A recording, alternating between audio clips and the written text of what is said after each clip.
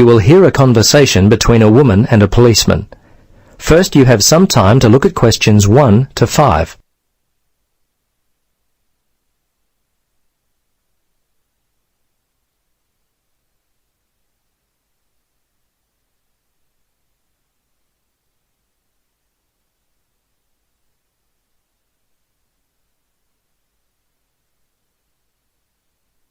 Now, listen carefully and answer questions 1 to 5. Hello, Sergeant Rhodes speaking. Can I help you? Yes, hello. I'd like to report a stolen bag. Okay, a stolen bag. We've been getting a lot of these lately. I'll need to get some details. Let's see, when was the last time you had your bag? Well, about 2 hours ago. I just can't believe this has happened. I take it everywhere with me. It was given to me as a graduation present. I'm just so upset. Yes, I know. It's very frustrating. It seems like I put it down for a second, and then it was gone. Yes. Look, the good news is that most of the stolen bags in our area are found, usually without the money. So I'd be surprised if you don't get it back later. Tell me, what does the bag look like? Well, it's dark blue, cylindrical. It has 2 carry handles either side of a zipper on top. The zipper actually runs the length of the bag. It's a Vitoli bag. Okay. Are there any other identifying marks on the bag? Things that would be unique to it? Name tags, scuff marks, that kind of thing. Well, not really. There are a couple of scratches in the top left corner on one side of the bag near the handle, and I think another one in the opposite corner. Okay. Scratches on opposite corners. Now, where were you when the bag went missing? Well, I remember the time. It was 12:15. Oh, no, actually, it was a bit after that, more like 12:25, because I was supposed to meet one of my friends for lunch at 12:30. Anyway, I was standing outside the supermarket when all of a sudden a group of teenagers came walking past. They must have been heading towards the cinema. They seemed to be in a hurry and probably late for the movie, so I stepped aside to let them by. When they'd passed by, I reached down to pick up my bag, and it was gone. I see. Now, can you remember the contents of the bag? Yes, let's see, my passport and some traveler's checks. Fortunately, I was carrying my camera, and I had my wallet in my pocket. They're the main valuable things. Okay. Anything else at all? Let's see. No, I think that was it. Oh, a few pens, but that's all really. As I say, nothing of real value. Okay. I'm going to have to get your details. Are you here on holiday? Yes, as a matter of fact, I am. I'm visiting from Canada. I've been here for 3 weeks already, but I'll be here for another month. Before you listen to the rest of the conversation, you have some time to look at questions 6 to 10.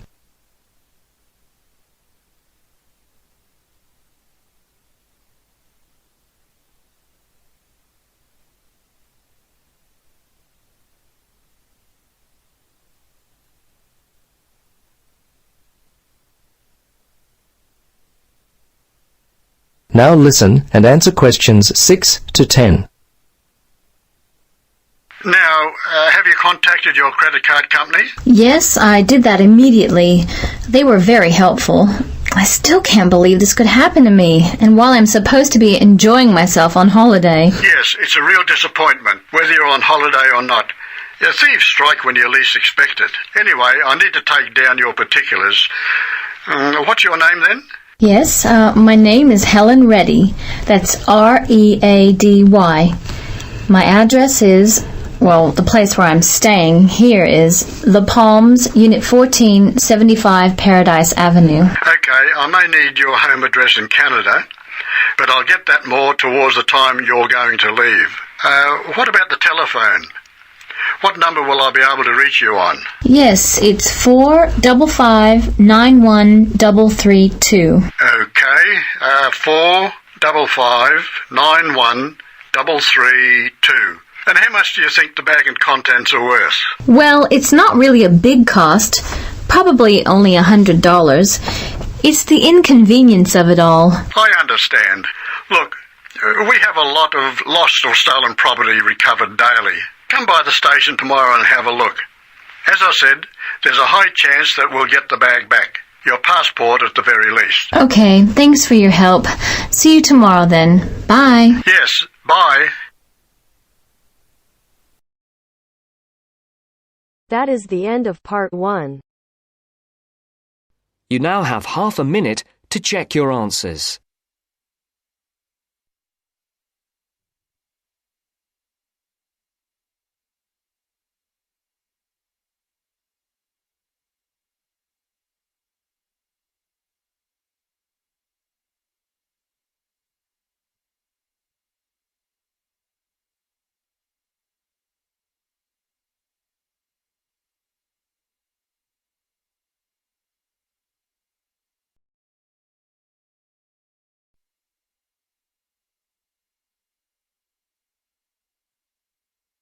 Now turns to part 2. Part 2. You will hear a recorded message giving information about an animal park. First, you will have some time to look at questions 11 to 15.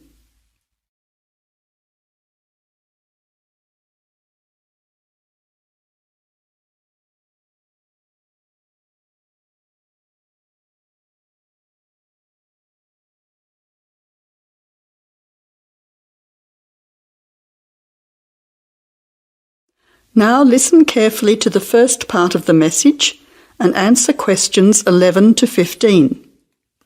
Welcome to the Australian Wildlife Park Information Line. The Australian Wildlife Park is very proudly owned and operated by an Australian family, John and Amanda Brooks, who operate the Australian Wildlife Park with their children, David and Sandra. The family doesn't receive any government assistance. It's solely funded by tourists visiting the park. Thank you for your support and assistance. When the Brooks family purchased the Australian Wildlife Park in 1987, the park housed a small collection of animals and birds on a modest 5-acre or 2-hectare property. A few years later, the park doubled in size when the family purchased the adjoining property. Also, the collection of animals started to boom. In May 2003, the family designed and built a new park in the public open space. Once again, more than doubling in size. The park now features about 200 species with more than 2,000 head of animals, birds and reptiles. Regarding the entry fee, adults pay $23, children aged 3 to 14 pay $10, age pensioners are $17 and students are $16. One of the great things about the Australian Wildlife Park is that all of the attractions are included in the entry fee. No extra money is needed around the park, so make the most of your experience. All shows, talks, photo opportunities and animal food are included in your entry fee. In addition, the Australian Wildlife Park is open every day of the year from 9 a.m. to 5:30 p.m, except Christmas Day, 25th of December. Before the final part of the message, you now have 20 seconds to look at questions 16 to 20.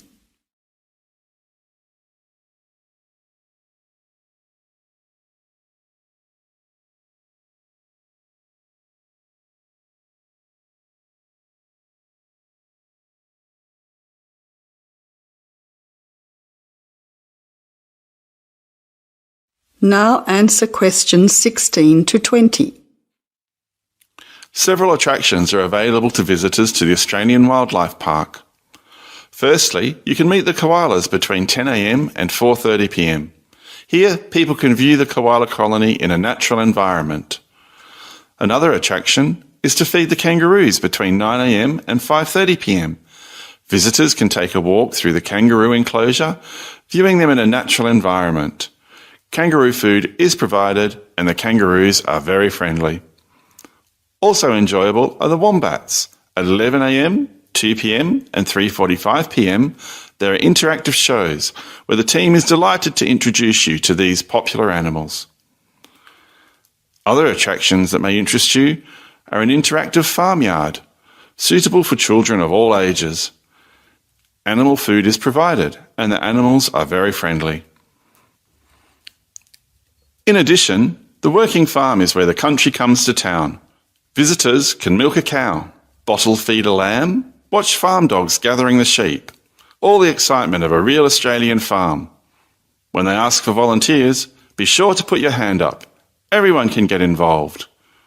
We at the Australian Wildlife Park hope all our visitors have an enjoyable time. See you soon! That is the end of part 2. You now have half a minute to check your answers.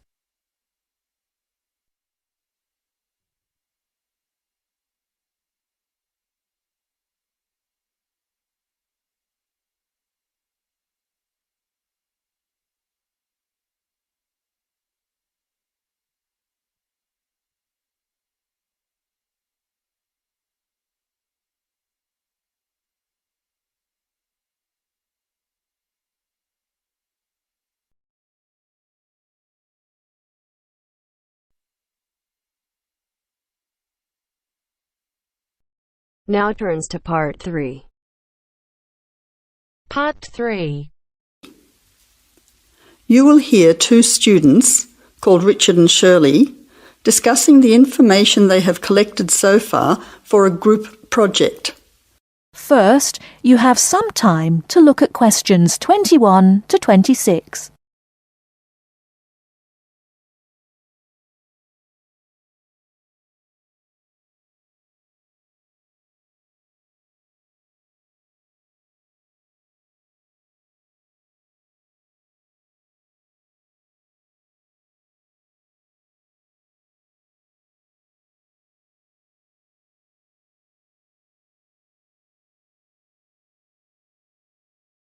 Now listen carefully and answer questions 21 to 26.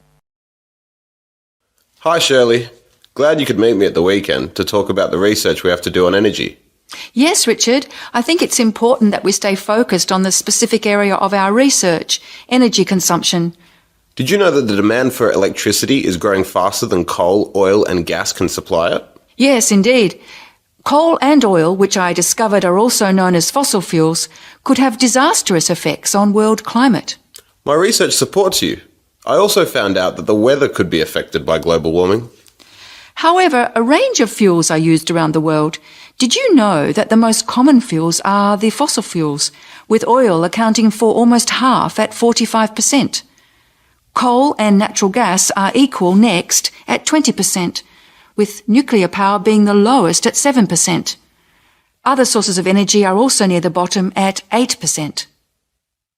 Before the final part of the conversation, you now have 20 seconds to look at questions 27 to 30.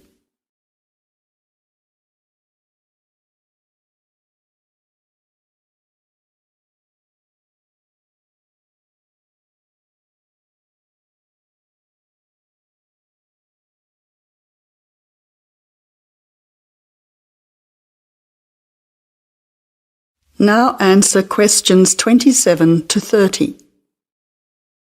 That information will be useful when we look at the different energy sources in detail.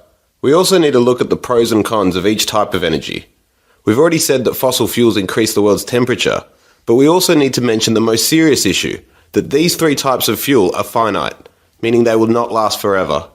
Another major disadvantage is that by burning coal and oil in particular, chemicals are released into the atmosphere, which combine with water to fall back to Earth and damage both plant and animal life. That really sounds useful. If you focus on coal, oil and gas, I'll look into nuclear power. It is common knowledge that nuclear power stations create radioactive waste, but I'm particularly interested in how this unwanted waste product is dealt with safely. I'll also need to look at the effects on people living near these power stations. Yes, I think all those areas need exploring. Do you think I should also look into renewable energy sources, such as wind and sun, energy that never runs out? Don't you think it's an important area to consider? Yes, but I don't think I'll have enough time to look at it in enough detail. I also agree that we have enough to focus on until our next group meeting. So to finish, you could find some information on the advantages of fossil fuels, and I'll give you the facts that I have already on coal, oil and gas. We don't need to look into other energy sources because I'll get more details on the nuclear industry. That's great. See you in 2 weeks' time. That is the end of part 3. You now have half a minute to check your answers.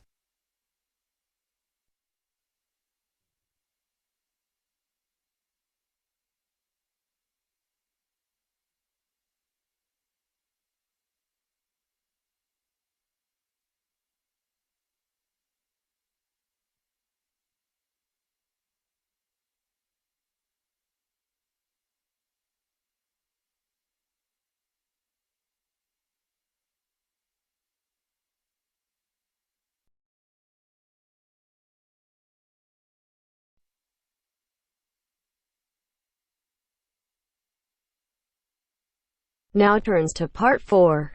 Part 4. Section 4. You will hear part of a lecture on art history. First, you have some time to look at questions 31 to 40.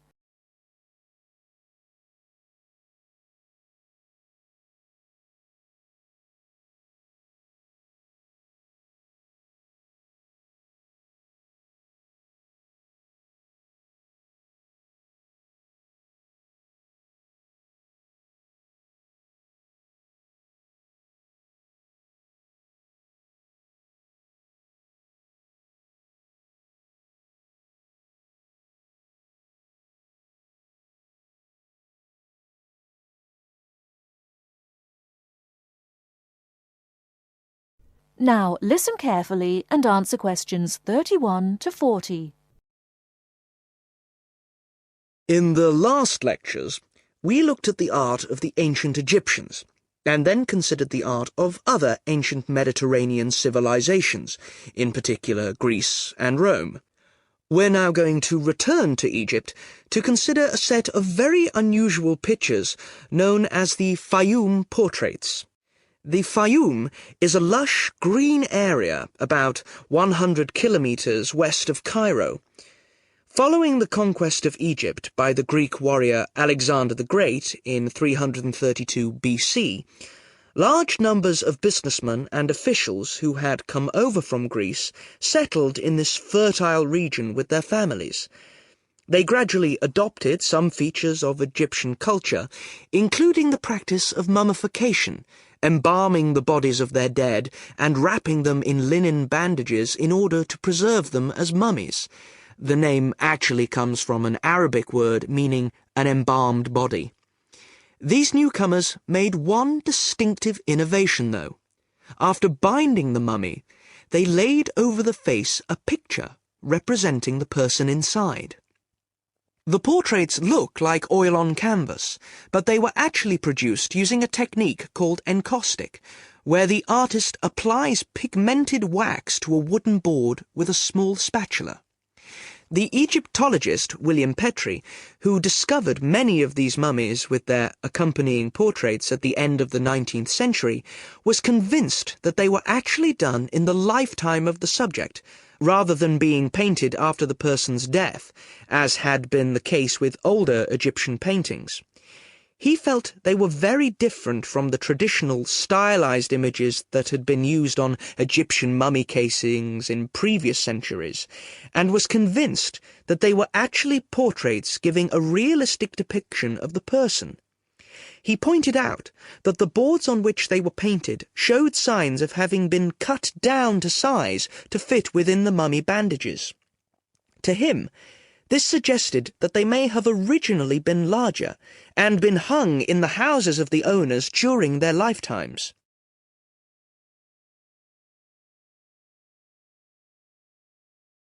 But more than a century after they came to light, nobody knew how far they were really depictions of real people, as against idealized portraits.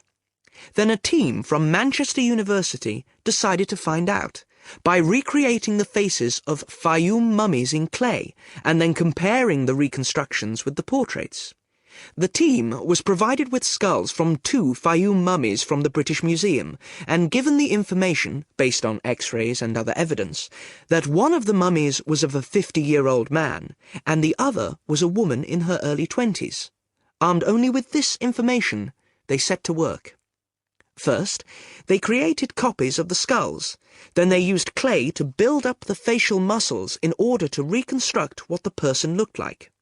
After weeks of painstaking labour, 2 faces emerged.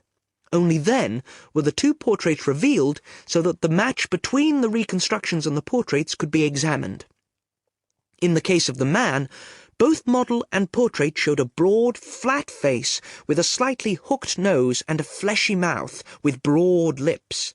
But the man in the portrait was noticeable for his 5 o'clock shadow, the beard beginning to grow around his chin and on his cheeks. This would have been quite a recognizable feature of the man in real life, and an easy thing for the painter to copy. However, it wasn't something that the makers of the model could know about. In the reconstruction, the right eye was slightly higher than the left, and this was the same on the portrait. But on the portrait, the eyes were very large, which is standard with many of the Fayum portraits, while in the model they were longer and narrower. The portrait of the woman appeared to be even more of a standard type, with her large eyes, straight nose, and small mouth. These pretty feminine features suggested this could be an idealized woman's face, and yet it proved to match the reconstruction surprisingly closely. The proportions of the lower face corresponded, and so did those of the forehead, though in the portrait the eyes were closer together and larger than in the reconstruction. And in both cases, the head was set on a solid neck, suggesting a more powerful physique than you might have expected from these delicate features. So, overall, the similarities between the portraits and the models are too close to be accidental. The artists may have started from a standard picture, but attempts were made to modify this to reflect the characteristics of the subject, what gave the face its personal qualities. Obviously, this isn't much of a sample upon which to judge an entire genre of portraiture, but the researchers are convinced that, on the whole, the artists aimed to represent their subjects as they appeared in real life, whether this was flattering to them or not.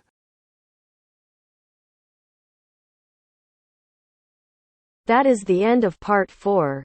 You now have half a minute to check your answers.